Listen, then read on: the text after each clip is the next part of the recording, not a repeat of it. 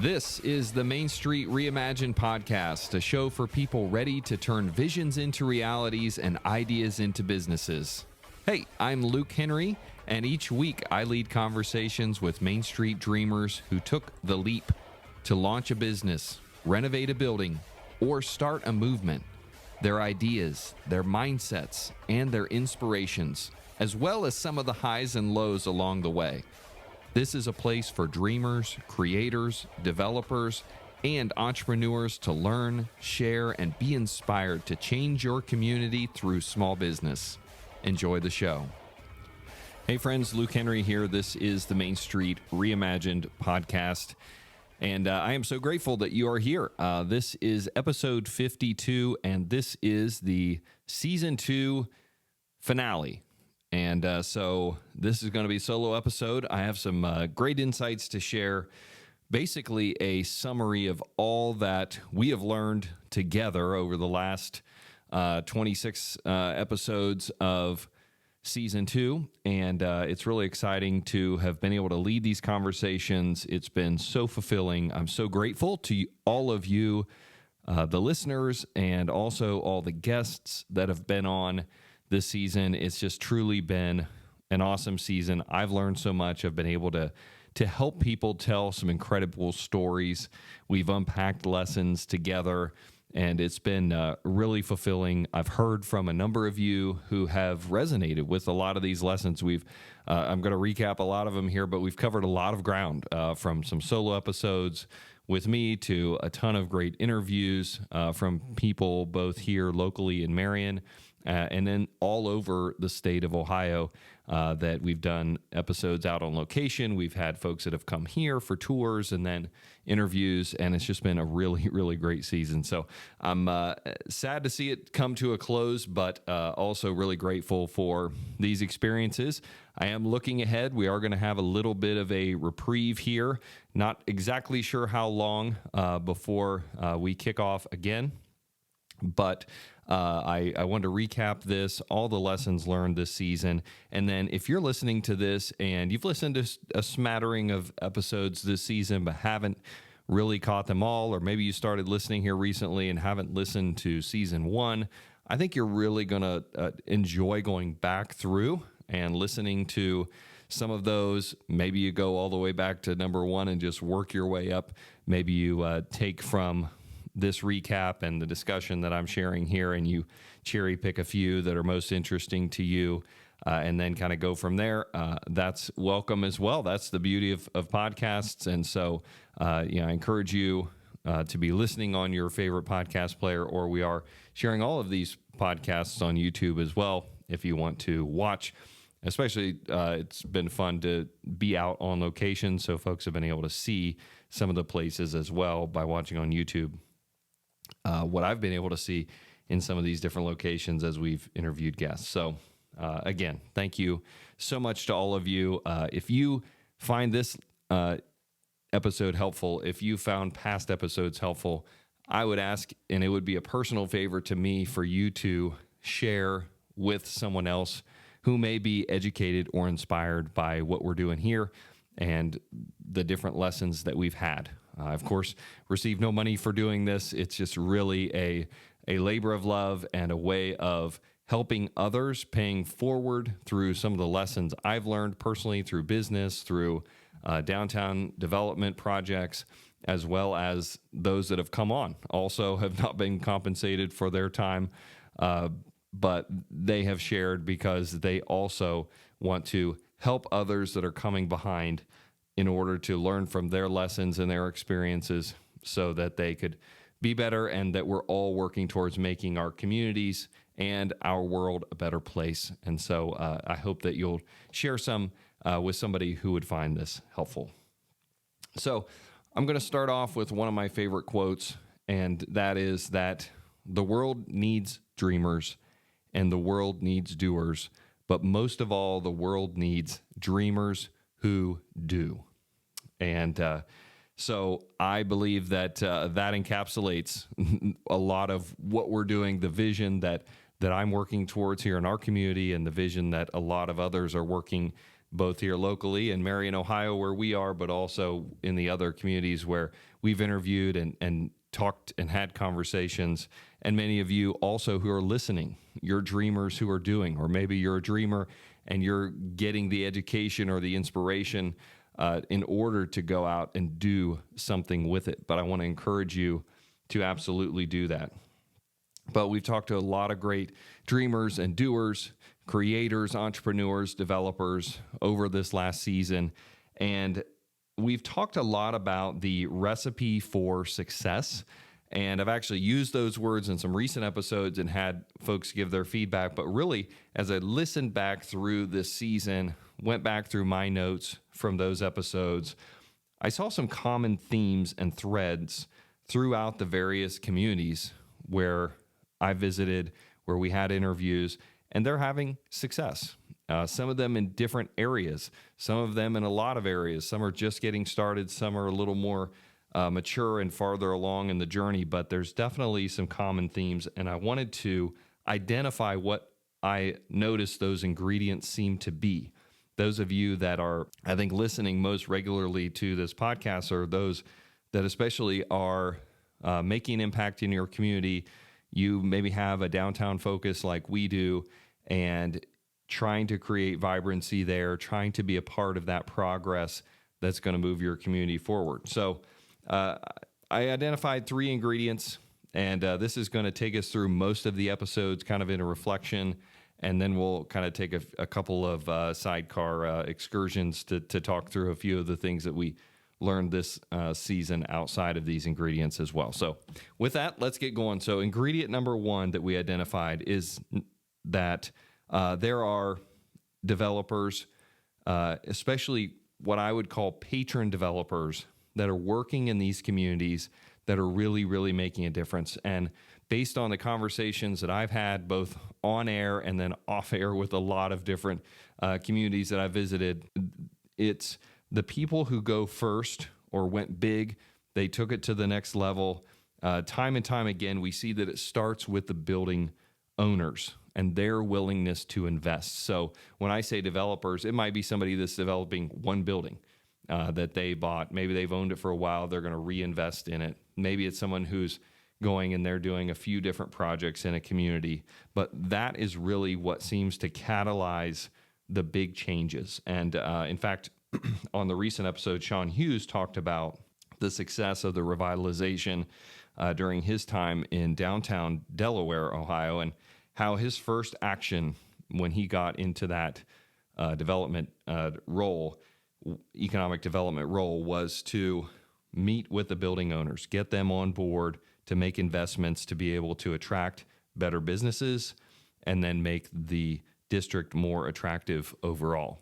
And as I look back through this season, I had a lot of really great conversations with those developers, some of them patron developers, people that went first in their community. There was a dying downtown. Maybe they saw a spark.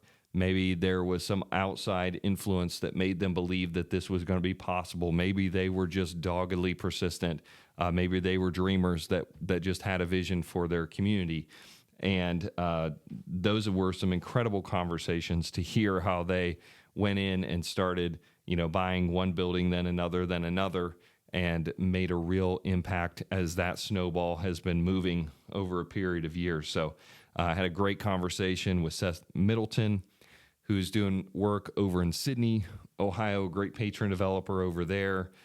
Andy Warnock working in Old Hilliard, London, Ohio, and Plain City. Again, just a passionate guy doing some fantastic work, really doing things with excellence, getting momentum in these communities, getting community buy-in, and really making sure that everyone has a voice in the process, and he's listening and really looking for the needs that can be met in the community.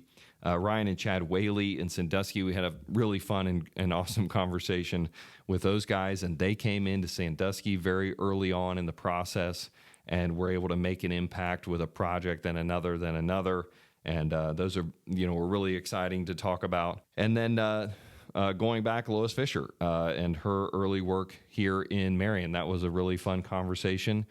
She started here many years ago and, started very slowly and just with one project at a time. And, some of those really took a lot of effort to get going, but that snowball just started moving just ever so slowly. And then others like us were able to come along and really accelerate the progress, and we become great friends in the process. So what I've seen that's been really exciting is not only the work that each of these folks are doing in their community, but the willingness they have to talk with others, as we did on these podcast episodes, about the lessons learned and just the camaraderie that we have, where we are working, what I often say that we're working at the intersection of for profit and for purpose. And, look, in real estate investing, there are way easier ways to make a dollar. There are way easier ways to invest in real estate. But when you really care about your community and you can bring purposeful development or revitalization in your downtown and also do well in the process, hopefully over time, it does have to be patient capital, but over time, you can do well and do good at the same time. And that's what these folks are doing. And it's just so evident through all these interviews. I'd encourage you to go back and listen to them. Just salt of the earth people doing things for the right reasons. They really love their community and they want to see it move forward.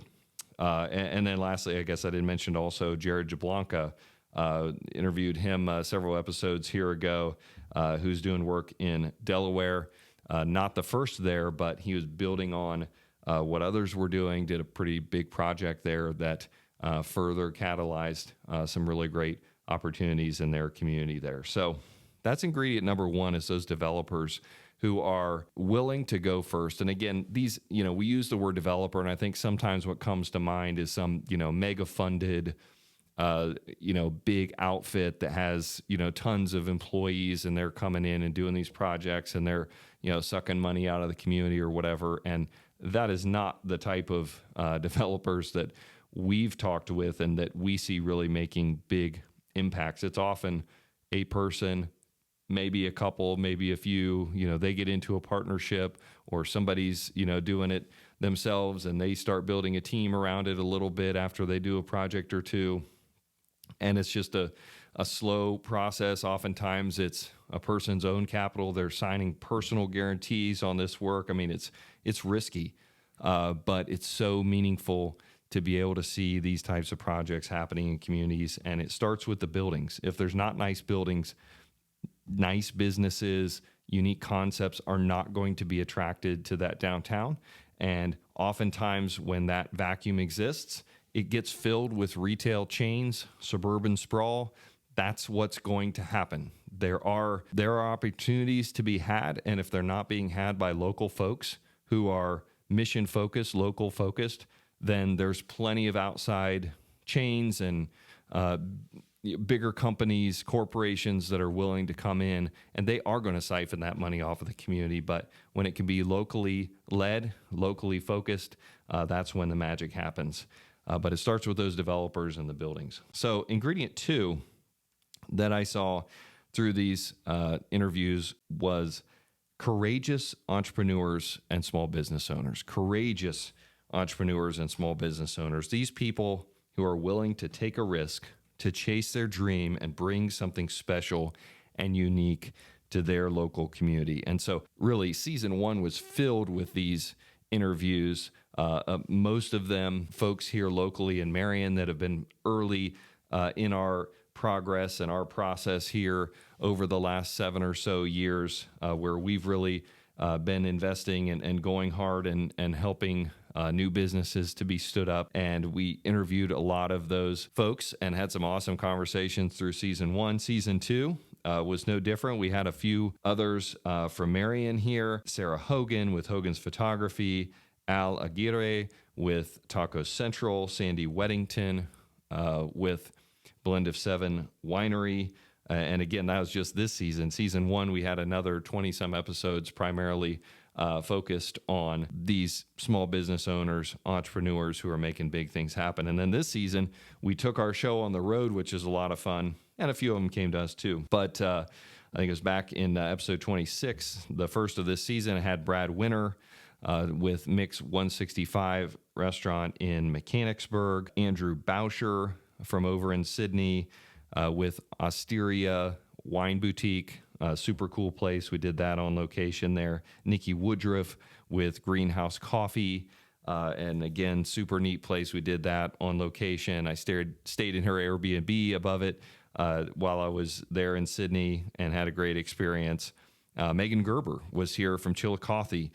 She talked about founding Paper City Coffee and Paper City Mentoring Project. And that was a super interesting interview and hearing about her journey in that business. Dan and Amy Smith from McConnellsville came to Marion for a visit, and they own the Inns at 8th and Main, which are traditional bed and breakfasts. And my wife, Lindsay, and I had been there and visited with Amy and had a fantastic time in McConnellsville. And then they came up and we were able to do an interview there. Really fun here, I mean. And then Ryan and Chad Whaley, who I mentioned from Sandusky, they talked about their journey of starting Volstead Bar and then Paddle and Climb, which then turned into the Paddle Bar, along with some other businesses, a PR agency that they founded together. Just a really cool story. If you didn't catch any of those, I encourage you to look back through the season 2 lineup and any or all of those that resonate with you. They're all fantastic, really good people, and just each shared not only their story, but actionable advice from their experience that I think that you'll really enjoy and learn from. But I just love these people. They're so hardworking, they're creative, they're passionate. But then after these interviews, or amongst these interviews, we also took some time, what might have felt like a little bit of a detour, but I actually did a handful of episodes where I talked about some business best practices of leading effective teams and what it takes to have employees or team members, as I prefer to call them, with episode 38, where we talked about the delegation and the concept of who, not how. That was the episode with talking about best practices of leading teams. That was episode 38. And then who, not how was episode 35. And that was just because of my work, working with small businesses that are our tenants, just friends of mine, my own businesses that we're operating. It's hard, and it's hard to have teams, and it's hard to be a good leader, and it's hard to know how to navigate some of these challenging situations, how to delegate, what to delegate, when to delegate, how to know if someone's ready. And I was just having a lot of those conversations day to day, week to week, and I thought, man, I think it'd just be helpful to do a podcast about this. And I heard myself repeating some of the same conversations with some of these folks. So I just took some notes and then released those as a couple of podcasts. So I hope that if that sounds like something that you could benefit from and you missed those episodes, go back and check them out. I think that there's a lot of really actionable advice there as well. Then I also spent a couple of episodes talking pretty vulnerably about self-care and self-leadership due to my own journey and watching others that I've interviewed, other people that I care about who've lost their health. They've lost their family and other important aspects of their life because they were going so hard for so long that they lost themselves. In fact, we also spoke about that at length with Megan Gerber in her episode in 47 regarding her journey and now how she's helping other women through coaching based on her own challenges and just some low times where she talked about losing herself in the business and her work. And so if you missed those couple of solo episodes that I did on self-leadership and self-care, I probably got the most feedback about those 2 episodes that I have from any other episodes that I've done, at least as solo episodes. And so I think that they resonate with a lot of people because I think driven people who are out there trying to get it done, running and gunning every day, it's so easy to kind of let yourself go. And when you're not taking care of yourself, you're not able to take care of others, your business, your community in the way that you really want to. And so, again, if that resonates, if you're finding yourself in a place, or maybe you listen to them and you need to go back and listen, maybe implemented one or two of the tactics and strategies that we talked about, maybe you need to go back and do a little more because things have slipped or you're having challenges in another area. I encourage you to put those on, take a listen, and put those things into action. Most importantly, reflecting back, I also had a fantastic conversation about leadership of teams and bettering ourselves through reading with Chad Hoffman. Chad is a really innovative leader. He's the president of Richwood Bank. That was in episode 41, and we just kind of geek out talking about some of our favorite leadership books and some of the lessons from those that have been transformational in his leadership. I shared some about my own leadership. And so that was a really fun episode. Again, man, if you missed that, go back and check it out. I think you'll enjoy it. And then in episode 37, I had a really meaningful discussion with Pastor Steve Estep from Marion about the role of faith, not only in our communities, but in our own lives.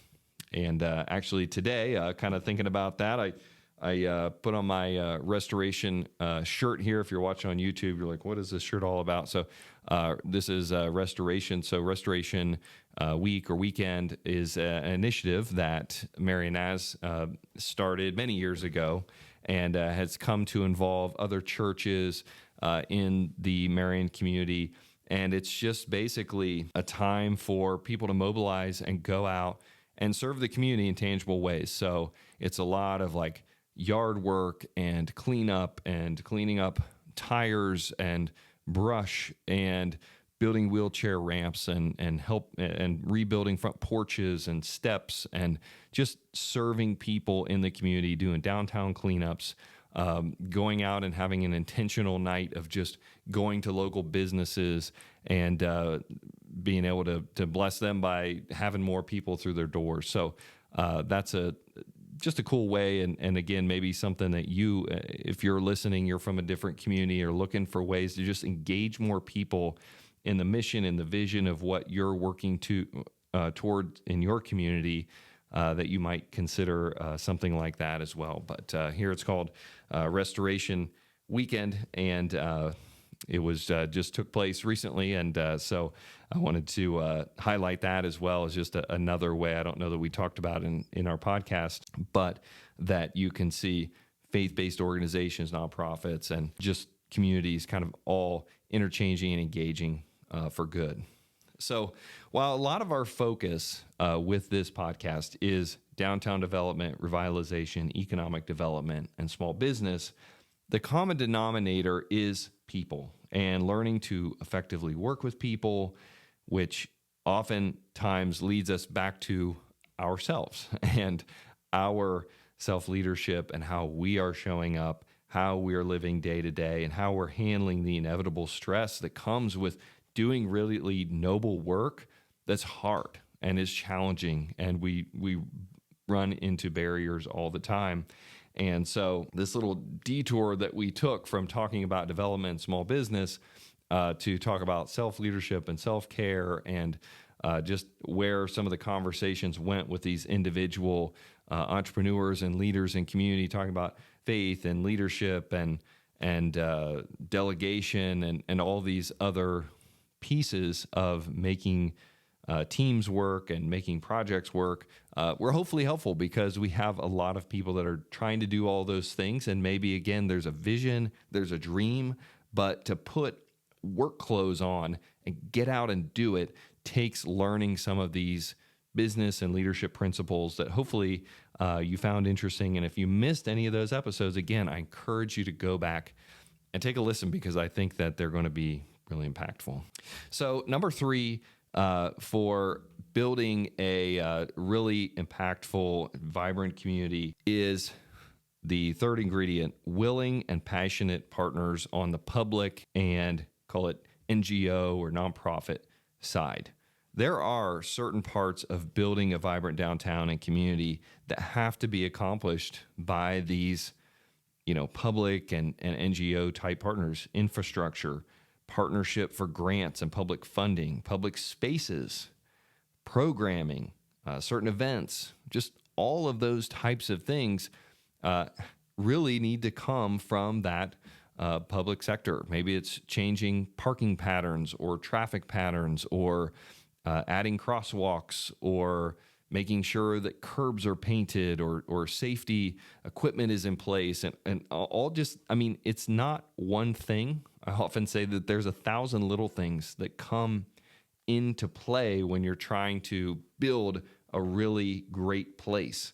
And a lot of those need to come from the public side. And so we studied that as well this season, and had some really meaningful episodes that talked about how public and private are working together to achieve a common outcome and work towards a common vision.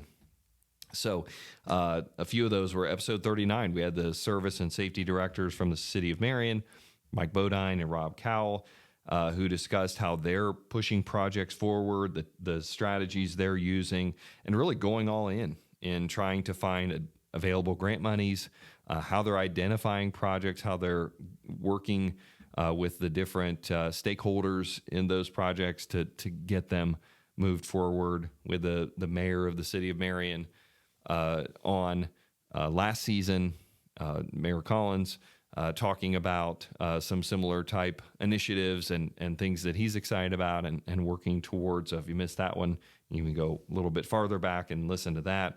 In episode 33, we had Andrew Boucher. I mentioned him under the small business heading because he and his wife own Osteria Wine Boutique in Sidney, but he also, at least at the time of the recording, was the city manager of Sidney, and he speaks through the perspective of that role and just really added a lot of value. He did a fantastic job in Sidney, and really worked hard to bring a lot of outside developers in, working with local industry. He had a really targeted focus on improving the downtown as a catalyst for building their city, and really got a lot of things done. So I really enjoyed that interview with him. Super impressed with him and the work that he was doing in the city of Sidney. So that's a great one to listen to.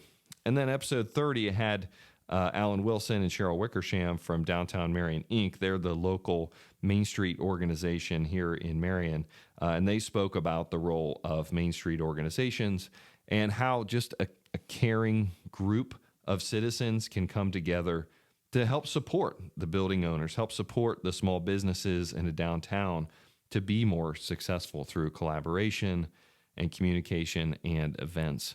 And so that was a helpful and informative interview as well. So again, you missed any of these, go back, learn more about the specific ingredients that are being used.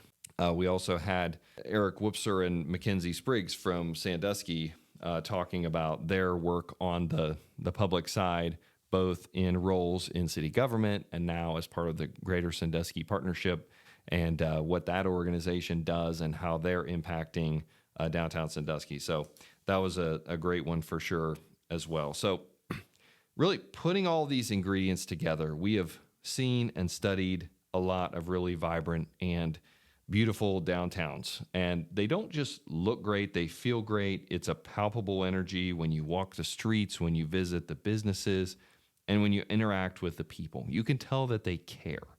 They love their place, and it makes a really meaningful difference. And I spent some time visiting.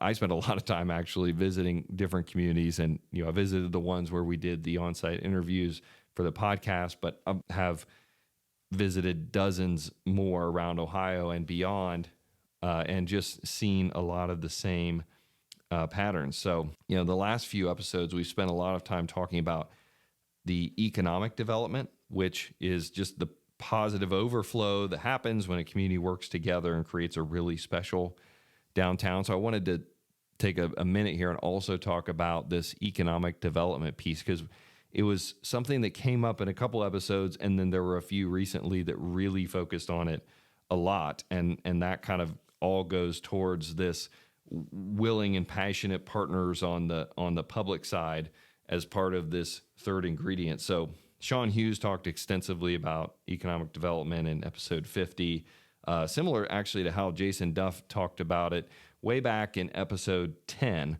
They both told some real stories of working with site selectors for large industrial projects and how much emphasis they put on what Sean called soft infrastructure, which is the local businesses and the quality of life amenities in a community, most of which are contained in their historic downtown. And then last episode, episode 51, Brandy Gleason spoke about how those same unique places that Sean called soft infrastructure are what form the basis of attracting tourists. And we spent a lot of time talking about tourism as economic development. And it's just a huge piece of that for a community. And then, again, I mentioned Eric Whoopser and Mackenzie Spriggs from Greater Sandusky Partnership, but they also spoke a lot about the recipe that they've used in Sandusky to blend all of these ingredients and how they engage public and private partners. They thoughtfully grew the tax base. Then they specifically invested in catalytic projects that have created a really significant boon for the downtown, and then that's spreading kind of to the entire region. So just as I look back, I mean, I felt like all the episodes from this past year fell into these different buckets, and those really were the ingredients that make up the vibrant communities that we're seeing being built and that have been built and are continuing to see progress and evolve and grow. So again, I want to highlight some of those, especially in light of those few different buckets, because if you missed any of them, if that's a sector where you're working or a sector where you feel like your community needs to put more focus, or you want to share it with people that are working in that area of your community, please. I started the episode with saying that as well, that if there's someone who could benefit from these episodes, that is literally why we put all this together. And it is the heart behind what we're doing with this Main Street Reimagined podcast, to try to take lessons learned by myself and others that I know and have become acquainted with through this work, to be able to send it out so that it can be useful to people all around the country and all around the world, frankly. I know there's actually quite a few different listeners from other countries. Thank you for listening in, and I hope that these same principles are working in your own communities and you see how they're working. So with that, I want to wrap up this recap episode of Season 2 just with another thank you for listening, for putting these principles into work, putting them into action in your own communities. And so I just want to encourage you, friends, you're in business, you're in development, you're in government, you're interested in this type of work, you're interested in making your community better, and you see small business and revitalization as a way to do it, you're my people, and I want to make sure that you are resourced as well as possible, and that we're sharing the lessons that we're learning in real time here in downtown Marion, Ohio, with all of you, so that you can put them into practice as well. So once again, please share with someone else who could benefit. I would love your rating and review. It certainly helps us reach more people and kind of feeds the algorithm to get this message out into more of the right hands, so that we can benefit as many people as possible. So thank you again, and I look forward to linking up with you. If you want to reach out, the contact information here at in the outro of the episode, please reach out. I'd love to hear from you. If you have questions, if you have resources, if you have ideas, somebody that we need to interview that is engaged in this type of work, I'd love to hear from you. So thank you again, and I will look forward to talking with you soon. Thanks for listening to the Main Street Reimagined podcast.